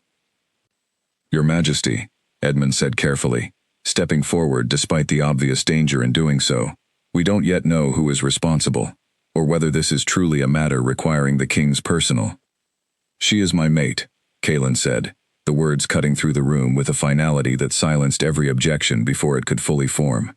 "Whatever doubts this council held about the wisdom of that bond, I no longer have the patience to entertain them. Mira has been taken, and I intend to find her, whatever it costs." No one in the room dared argue further. Within the hour, Kaylin rode out from the stronghold at the head of a small, heavily armed party, Alistair riding at his right hand, following the fading trail of scent that led away from the abandoned chapel and toward the border his own council had spent the past week arguing over. Driven by a fury and a fear more powerful than anything he had felt since the night he had nearly lost control in front of his entire council, and this time, there would be no gentle voice waiting to call him back from the edge unless he found her in time to hear it again. Mira woke to the rough sway of a moving cart and the dull ache of rope biting into her wrists. Her head throbbed from whatever had been pressed against her face in the chapel, and for a disoriented moment she couldn't remember where she was, or how she had come to be there, only that the world felt wrong, the air colder and sharper than the air inside the palace walls. Memory returned in a rush. The letter, the empty chapel, the two men who had seized her before she could scream loud enough to be heard, and she went very still, forcing herself to breathe slowly, to listen before she moved. "She's awake," a voice said from somewhere nearby, low and unfamiliar. Mira opened her eyes, to find herself in the back of a covered cart, her wrists bound in front of her. A man she didn't recognize, sitting across from her with an expression that held no cruelty, only a kind of businesslike disinterest that frightened her more than open malice might have. Through a gap in the canvas covering, she could see unfamiliar forest passing by, thick and dark, nothing like the lands surrounding the royal stronghold. "Where am I?" she asked, her voice hoarse. "Somewhere the king's tracking parties will have considerable trouble reaching," the man said, not unkindly. "You do well to stay calm. My orders are to deliver you unharmed, and I intend to follow them, provided you don't make things difficult." Delivered where? Why? The man didn't answer, and Mira understood she would get nothing further from him. She spent the following hours forcing herself to remain calm, despite the fear clawing at her chest, cataloging every detail she could, the position of the sun through the canvas gap, the sounds of the forest changing as they moved deeper into unfamiliar territory, anything that might help her understand where she was being taken and why. She thought of Kaelin's warning weeks earlier, of enemies who did not fight fairly, and understood now, far too late, exactly what he had meant. By the time the cart finally stopped, night had fully fallen, and Mira was pulled roughly from the back and marched into a small hunting lodge, deep within what she would later learn was Holloway territory, the neighboring pack whose aggression at the border had nearly cost Kaelin his composure only days before. The pieces began falling into place, with a sickening clarity, as she was brought before Garrick Holt himself, seated near a fire, with the easy confidence of a man who believed he held every advantage. "Miss Voss," Garrick said, rising to greet her with a courtesy that felt obscene given the circumstances. "I apologize for the discomfort of your journey. I assure you, no harm will come to you, as long as certain arrangements proceed as planned." "What arrangements?" Mira demanded, refusing to let the fear in her chest bleed into her voice. "Your presence here serves a valuable purpose," Garrick said. "The Alpha King has proven, quite publicly, that his control depends upon your presence, in ways that make him vulnerable. With you here, under my protection, certain concessions regarding the border dispute become considerably easier to negotiate." "You're using me as leverage," Mira said, understanding fully now the scope of what had been done to her. "An unfortunate necessity," Garrick agreed, "though I imagine you'll find your stay here far more comfortable than continuing to serve as a servant, unwanted by nearly everyone in that stronghold, present company excepted, of course." "Someone within the palace helped you plan this," Mira said, watching his face carefully. "Someone who knew exactly where I would be, and when." Something flickered across Garrick's expression, the faintest hint of caution, before he smoothed it away. "I am not at liberty to discuss the details of the arrangement," he said. "You should focus instead on remaining calm and cooperative. It will make this considerably easier for both of us." Mira said nothing further, allowing herself to be led to a small, locked room at the back of the lodge, her mind racing even as exhaustion and fear pulled at her in equal measure. She did not know how long Garrick intended to hold her, or whether Kaelin even knew she was missing yet, or whether, if he did know, he would come for her at all, after the way their last conversation had ended, cold and full of hurt words neither of them had taken back. She curled into the corner of the small room, drew her knees to her chest, and allowed herself, for just a moment, to cry, not from fear alone, but from the aching, unbearable thought that the last thing she had said to the man she loved had been spoken in anger, and she might never have the chance to take it back. She thought of Poppy, likely worried sick by now, and of Alistair's quiet kindness, and wondered whether anyone in the palace would even notice she was gone, before it was too late to matter. Kaelin tracked her scent across 2 days and nearly 40 miles of difficult terrain, refusing every suggestion from his guards that he rest, that he allow scouts to move ahead while he recovered his strength, that the pursuit might go more safely if approached with greater caution and patience. He had left the stronghold in a fury that had not diminished in the slightest by the time his tracking party finally located the hunting lodge deep within Halloway territory, hidden among dense trees along a route that had clearly been chosen for exactly this purpose. "Your Majesty," his lead tracker said quietly, as they crouched at the tree line studying the lodge from a careful distance, torchlight flickering through its windows. "There are at least a dozen armed men inside, possibly more, we cannot see. A direct assault carries significant risk." "I am aware of the risk," Kalen said, his voice low and controlled in a way that fooled no one who knew him well enough to see the gold already bleeding bright and dangerous into his eyes. "Perhaps we should send word to the council, request additional forces before. Every hour we wait is another hour she remains in that building, afraid, believing herself abandoned," Kalen said, cutting the suggestion short with a finality that ended the argument entirely. "I did not travel 40 miles to wait for permission from a council that already doubted whether she was worth protecting in the first place." Alistair, crouched beside him, said nothing further, though his hand rested briefly on Kalen's shoulder, a small gesture of steadying loyalty that Kalen acknowledged with the faintest nod before rising to his feet. He moved before his tracker could offer any further caution, and something in him, the part he had spent years disciplining, controlling, keeping carefully leashed beneath the composed exterior every advisor and rival alpha had come to fear, finally slipped its restraint entirely. The wolf beneath the king rose to the surface not as the wild, uncontrolled danger his council had feared it might become, but as something focused and purposeful, a force of protection rather than destruction, moving through the darkness toward the lodge with a speed and silence that left even his most experienced guards struggling to keep pace. The first guard outside the lodge never saw him coming. The second barely had time to shout an alarm before Kalen was already through the door, moving through the startled defenders inside with a controlled, devastating efficiency that owed nothing to mindless rage and everything to a lifetime of discipline, finally given permission to act without restraint. Men who had spent the evening feeling secure in their numbers found themselves scattered and disarmed within minutes. Garrick Holt himself, backing toward the fire, with wide, disbelieving eyes, as the Alpha King he had gambled so carelessly against, tore through his forces, with a fury that made clear exactly how badly he had underestimated what he was dealing with. "Where is she?" Kalen said, his voice barely recognizable, stripped of every ounce of the careful control that usually governed it. "She's unharmed," Garrick said quickly, hands raised, all his earlier confidence draining away in an instant. "I swear it, she's unharmed. I only meant to use her as leverage, nothing more." "Where?" Kalen said again, and this time Garrick simply pointed, too afraid to form words at all. Kalen found the locked door at the back of the lodge and tore it from its hinges without slowing, and there, curled in the corner of a small, cold room, was Mira, her eyes wide with a mixture of disbelief and overwhelming relief as she scrambled to her feet the moment she saw him. "Kalen," she breathed, and the sound of her voice, alive and unharmed, was enough to finally pull him back from the edge he had been standing on, since the moment he read the letter that told him she was gone. He crossed the room in 3 long strides and pulled her into his arms, and Mira felt the last of her fear break apart entirely, replaced by a relief so overwhelming she couldn't stop the sob that tore loose from her chest as she clung to him.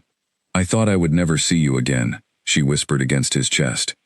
"The last thing I said to you." "Doesn't matter," Kalen said fiercely, pulling back just enough to look at her, his hands framing her face with a gentleness that stood in stark contrast to the devastation he had left in the main room only moments before. "None of it matters. I was wrong to push you away, Mira. I was wrong to think I could protect you by keeping you at a distance, and I very nearly lost you because of that mistake. I will not make it again." "You came for me," Mira said, still barely able to believe it. "I will always come for you," Kalen said. "Whatever it costs, whatever my council fears, whatever danger stands between us. You are mine, Mira Voss, and I am done pretending otherwise for the sake of anyone's comfort but our own." Outside the lodge, his guards had finished securing what remained of Garrick's scattered forces, and word was already being sent back toward the stronghold, and toward Sarah's carefully constructed plans, that the king had recovered his mate, unharmed, and that whatever alliance had been quietly built to tear them apart had failed entirely, leaving only the far more difficult reckoning still to come. The ride back to the stronghold took 2 full days, and though exhaustion weighed heavily on the entire party, Mira found herself unwilling to release Kalen's hand for more than a few minutes at a time, as though letting go might somehow undo the impossible relief of being found. They spoke little during the journey, content instead in the quiet reassurance of simply being near each other, though Mira could see the tension building in Kalen's shoulders the closer they drew to the palace walls, the knowledge of the reckoning that awaited them both settling heavier with every mile. Garrick Holt rode bound and silent among the guards, his earlier confidence long since replaced by the grim understanding of exactly how severely he had miscalculated. Under questioning during the first night of the journey, weakened by fear and the certainty of his own defeat, he had given up everything: the arrangement, the payment, and most damning of all, the name of the noblewoman within the stronghold itself who had approached him first with the plan. Kalen had gone very still when he heard the name, his expression settling into something cold and final that Mira had never seen from him before, not even in the moments before his control had nearly broken in the council chamber. "Sarah," he said quietly, and Mira watched something in him close like a door, any remaining courtesy he might once have extended to the ambitious noblewoman vanishing entirely. "I should have told you about the man who followed me," Mira admitted quietly, riding beside him on the second day. "The one I saw near the outer gate, days before the letter arrived. I convinced myself it was nothing." "You had no reason to trust that I would believe you," Kalen said, guilt heavy in his voice. "I had already sent you away once, telling myself I was protecting you. Why would you have come to me with a fear I might have dismissed as nothing more than nerves? I don't want us to spend the rest of whatever this becomes, apologizing to each other for things that are already behind us," Mira said. "I would rather we simply agree to trust each other going forward, fully, without either of us making decisions alone again." "Agreed," Kalen said, and something in the simple, steady way he said it made Mira believe, for the first time since the ordeal began, that they might actually build something lasting from the wreckage of the past weeks. They arrived at the stronghold to a palace already alive with rumor, servants and nobles alike gathering in corridors and courtyards to witness the king's return, their whispers shifting the moment they caught sight of Mira riding beside him, alive and clearly unharmed. Word of the rescue had traveled ahead of them, distorted and exaggerated in the way stories always became within palace walls, but the core of it remained unmistakable. The king had ridden into rival territory alone, had torn through armed guards with his own hands, all to recover a servant girl everyone had once dismissed as worthless. Poppy was waiting near the gate, tears streaming openly down her face as she pushed through the gathered crowd to embrace Mira the moment she dismounted, and Mira held onto her friend for a long moment, grateful beyond words for a familiar, uncomplicated kindness after everything else that had happened. Kalen called for the full council to assemble within the hour of their return, refusing even a moment to rest before addressing what had happened. Mira stood beside him in the council chamber, no longer relegated to the wall with a pitcher of water, but seated at his side, a placement that drew sharp, startled looks from advisors who had spent weeks debating whether she deserved any place within these walls at all. "Bring Lady Sarah before this council," Kalen said, his voice carrying the same cold, final authority Mira had heard in his voice the moment he learned the truth of who had orchestrated her kidnapping. Sarah entered the chamber with her chin held high, though Mira could see the faint tremor beneath her composed exterior, the first crack in the careful confidence she had worn since the day she confronted Mira in the servants' quarters.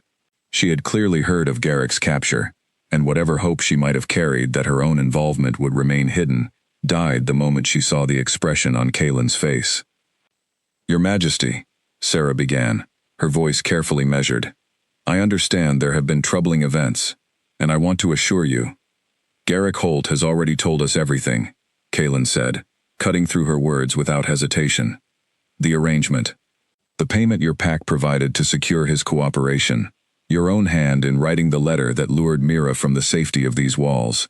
Do not insult this council further by pretending ignorance." The color drained from Sarah's face, though she did not immediately abandon her composure entirely. "Your Majesty, whatever I did to protect the stability of this kingdom. A bond between you and an Omega with no standing, no bloodline, threatens the very alliances that keep our borders secure. I acted out of loyalty to this territory, not malice." "You acted out of ambition," Kalen said, "and in doing so, You place the life of someone I care for in the hands of a rival pack, gambling her safety against your own advancement. There is no version of loyalty that excuses what you have done. The council itself questioned the wisdom of this bond, Sarah said, desperation finally breaking through her careful composure as she turned toward the assembled advisors, seeking support that had already begun to evaporate in the wake of everything that had happened. Surely I am not the only one in this room who believed. Whatever doubts existed among this council, Edmund said quietly, surprising Mira by speaking up at all. None of us conspired with a rival pack to kidnap an innocent woman. There is a considerable difference, my lady, between voicing concern and committing treason.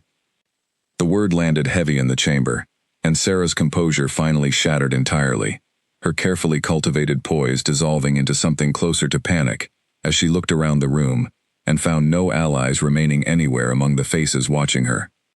Lady Sarah of the Ashgrove pack, Kalen said, his voice carrying the full, unshakable authority of a king pronouncing judgment. You are hereby stripped of any claim to position within this court and banished from royal territory, effective immediately. Your pack will be informed of the full circumstances of your actions, and any future alliance between our territories will depend entirely on how they choose to respond to the knowledge of what you have done in their name. Sarah was led from the chamber by guards, her protests growing quieter and more desperate with each step, until the heavy doors closed behind her, and the room fell into a silence that felt, after everything, almost peaceful. In the days that followed, the palace slowly settled into a new rhythm, one shaped unmistakably by everything that had happened.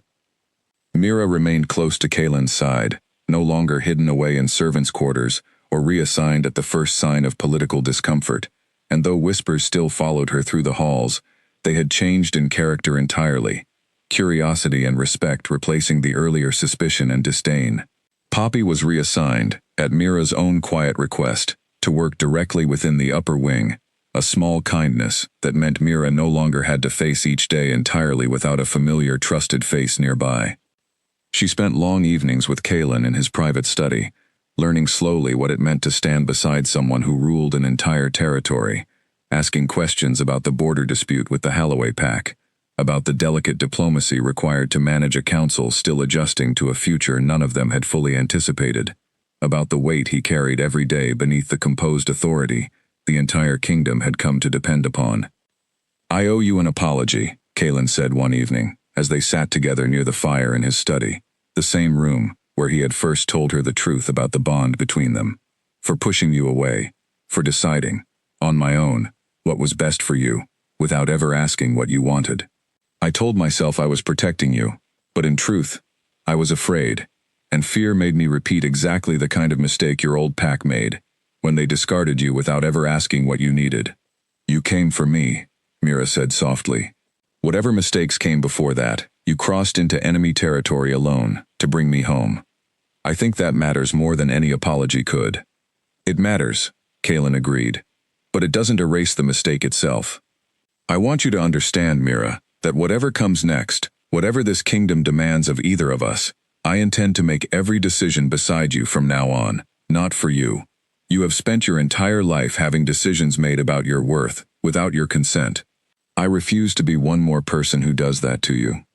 Mira felt something settle deep in her chest, warm and certain, in a way that nothing in her life had ever felt before. She had spent years believing herself unwanted, unremarkable, easily discarded by anyone who held power over her future. Sitting here now, beside a man who had torn through armed guards and defied his own council to bring her home, who apologized without being asked, and promised to build a future beside her, rather than around her, she finally allowed herself to believe that perhaps she had been wrong about her own worth all along. Then let's decide together, she said. What comes next? Kalen reached for her hand, and outside the tall windows of his study, the last light of evening settled gold and warm over the stronghold, over a kingdom, slowly beginning to understand that the Omega nobody wanted had become something far more significant than anyone within these walls had ever imagined she could be. The autumn gathering arrived 3 months later, the same seasonal event Mira had originally been sent to the royal stronghold to help prepare for, though nothing about her place within these walls resembled the servant girl who had first arrived exhausted and unwanted in the back of a supply cart. The great hall had been transformed for the occasion, banners from every allied pack hanging alongside the wolf and crescent moon that marked the royal territory, long tables laden with food, and nobles and pack leaders from across the region gathered to witness an announcement that had already, despite every effort at discretion, become the worst-kept secret in the kingdom. In the months since her rescue, Mira had spent countless hours learning what would be expected of her, not simply the customs of court, but the deeper responsibilities of standing beside a ruler whose decisions touched thousands of lives. She had sat in on council sessions at Kaelin's invitation, listening as advisors debated trade agreements and border patrols, slowly finding her voice among people who had once dismissed her outright. Edmund, in particular, had become an unexpected source of guidance, his early wariness transformed into something like genuine respect after watching her handle the pressures of court with a steadiness that surprised even him. "You ask better questions than most nobles born to this life," he told her one afternoon, reviewing a proposed agreement with a neighboring territory. "It is not a small thing to see clearly what a lifetime of privilege sometimes teaches people to overlook." The Holloway matter had resolved itself more peacefully than anyone expected. With Garrick's role in the kidnapping exposed, and his brother deeply embarrassed by the scandal, the Holloway Alpha had sent an unusually humble delegation to the stronghold, seeking to repair relations, offering concessions on the border dispute that Kaelin's council had once believed impossible to secure through diplomacy alone. Kaelin had accepted the terms without gloating, understanding that lasting peace mattered more than proving a point already made clearly enough by his own actions in that hunting lodge. Mira stood in a small antechamber off the great hall, her hands trembling slightly as a palace seamstress made final adjustments to a gown unlike anything she had ever imagined wearing, deep blue fabric that caught the light like water, embroidered along the edges with silver thread in patterns that echoed the royal crest. She barely recognized her own reflection in the tall mirror before her, and yet beneath the unfamiliar finery, she felt, for the first time in her entire life, unmistakably herself. Poppy fussed over the final details of her hair, tears gathering in her eyes despite her best efforts to hold them back. "I still remember the first night I told you to go get some air," Poppy said, her voice thick with emotion. "I never imagined it would lead to this." "Neither did I," Mira admitted, squeezing her friend's hand. "You look every bit as nervous as I feel," Kaelin said from the doorway, and Mira turned to find him watching her with an expression that made her breath catch, the same warmth she remembered from the night in his private study, though tempered now with something that looked remarkably like pride. "I keep waiting for someone to tell me this isn't real," Mira admitted, "that I'll wake up back in the lower kitchens, and none of this will have happened at all." "It's real," Kaelin said, crossing the room to take her hands in his. "Every part of it. The council has finally, fully accepted what I have known since the night you walked into my private bath by accident. You are not simply someone I care for, Mira. You are the future of this territory, standing beside me, exactly where you belong." "Some of them still have doubts," Mira said. "I've heard the whispers, even now." "There will always be whispers," Kaelin said. "But whispers have never once changed the truth of what stands in front of everyone in that hall today. And today, the entire kingdom will hear that truth spoken aloud, with no room left for doubt." A steward appeared at the door, signaling that the assembled court was ready, and Mira felt her heart pound as Kaelin led her toward the great hall, the enormous doors swinging open to reveal a room filled with more people than she had ever stood before in her life, every eye turning toward her the moment she stepped through the threshold at the king's side. The walk to the raised platform at the front of the hall felt endless, though Mira kept her chin level and her steps steady, refusing to let the weight of so many watching eyes shrink her the way a lifetime of dismissal once had. She thought of every mating ceremony where she had stood at the end of the line, passed over, unremarkable. She thought of the whispers in the servants' quarters, of Odell's sharp warnings, of Sarah's cold threats in the garden. She thought of every moment that had told her, in ways large and small, that she was not worth choosing. None of it mattered anymore, standing here, beside the one person who had chosen her without hesitation, again and again, even when choosing her cost him the comfort of his own council's approval. Kaelin turned to face the assembled court, keeping Mira's hand firmly in his own, as he addressed the room, in a voice that carried easily to every corner of the great hall. 3 months ago, he began, A woman entered this stronghold, believing herself unwanted, discarded by a pack too short-sighted to recognize what they had. In the time since, she has shown more courage, more steadiness, and more strength than anyone within these walls, myself included, could have anticipated. She calmed a fury I could not control myself. She endured cruelty from a court unwilling to accept her. She survived an act of betrayal that nearly cost her life, and she returned to stand here today not diminished by any of it, but stronger. He turned to look at Mira, and the warmth in his gold eyes was unmistakable to everyone watching. I have spent my entire reign being told that a king's mate must be chosen for bloodline, for alliance, for the advantages she brings to a kingdom's future. I stand before all of you today to say that the only advantage I require is standing beside me now. Mira Voss, once called the Omega nobody wanted, is the truest match this territory could ever have found for its throne, and I intend to claim her, fully and publicly, as my mate, and as the future queen of this kingdom. A murmur ran through the crowd, though Mira noticed, with a swelling warmth in her chest, that it carried none of the hostility such an announcement might once have provoked. Months of watching her endure, of seeing the king's devotion prove itself again and again through danger and hardship, had shifted something within the court that no amount of political argument could have accomplished alone. Edmund stepped forward from among the assembled council, and to Mira's surprise, he knelt, the gesture rippling outward through the hall as advisor after advisor, noble after noble, followed his lead, until the entire great hall knelt before them both in a silence more powerful than any applause could have been. Even Alistair, standing at attention near the doors, bowed his head with an expression of quiet, evident pride. "Your Majesty," Edmund said, rising to address them both directly. "This council was slow to see what stood in front of us. We questioned a bond we did not understand, and in doing so, nearly allowed harm to come to the very person who has proven, beyond any doubt, that she belongs exactly where she stands today. On behalf of this council, I offer my full support, and my apology for ever doubting it." Mira felt tears gathering in her eyes, though for the first time in longer than she could remember, they were not born of grief or fear, but of an overwhelming, unfamiliar joy. She looked out over the kneeling court, at faces that had once dismissed her, now offering respect she had never imagined receiving, and understood, finally and completely, that the years of being unwanted had not been a measure of her worth at all, only a measure of how poorly those around her had once understood it. Kaelin lifted her hand to his lips, his eyes never leaving hers, and spoke the final words of the ceremony, with a certainty that echoed through the entire hall. "From this day forward, Mira Voss stands as my chosen mate, and as queen of this territory, honored not for the bloodline she was born into, but for the strength and grace she has shown every single day since fate first brought her, quite by accident, through the wrong door, and into the life we now share together." The great hall erupted into applause, warm and genuine, and Mira, standing at the center of it all, in a deep blue gown that caught the light like water, finally allowed herself to believe, completely and without doubt, that she had found exactly where she belonged.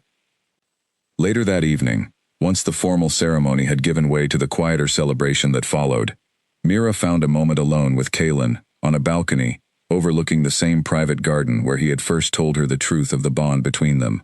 The music and laughter of the great hall drifted faintly through the open doors behind them, and for a moment neither of them spoke, content simply to stand together beneath the rising moon. "Any regrets?" Kaelin asked softly, watching her profile in the silver light. Mira thought of the pack that had cast her aside, of the cruelty and suspicion she had endured within these very walls, of the fear of that locked room in a stranger's lodge, and found that none of it, weighed against everything she had gained, carried enough darkness to answer his question with anything but honesty. "None," she said. "Every hard thing led me here, to you. I wouldn't trade a single part of it, even the parts that hurt." "Neither would I," Kaelin said, drawing her close against the cool night air. Outside the tall windows of the great hall, the autumn sun had long since set, replaced now by a sky full of stars over the royal stronghold, over a kingdom that had watched an unwanted Omega become its queen, not through the accident of a wrong turn on a lonely night, but through a courage and steadiness that had proven itself worthy of a throne long before the crown itself had ever been offered. And somewhere in the quiet corridors of the palace, she had once scrubbed on bruised and aching knees. The story of the Omega girl nobody wanted would be told for years to come, not as a tale of pity, but as proof that worth was never something the world could take away, only something the world sometimes failed, for far too long, to see.